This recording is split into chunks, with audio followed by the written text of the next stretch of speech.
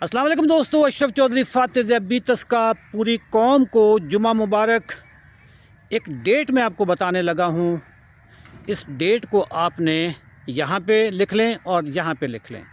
21 सितंबर रात 9:30 बजे, 21 सितंबर रात 9:30 बजे, 21 सितंबर रात 9:30 बजे।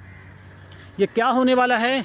शुगर ग़िज़ाई बीमारी है, उसी पे मैं आपको बताने लगा हूँ कि कौन सी ग़िज़ाएँ खाने से शुगर बढ़ती है, कौन सी ग़िज़ाएँ खाने से शुगर कम होती है। शुगर ग़िज़ाई बीमारी है, शुगर ग़िज़ाई बीमारी है 21 सितंबर रात 9:30 बजे, यानी कल। मैं आपको वो गुड़ बताऊँगा जिसको इस्तेमाल करके, जिसको बरूए कार लाकर मैंने 18 साल तक दवाइयाँ खाने के बाद मैंने दवाइयाँ छोड़ी हैं।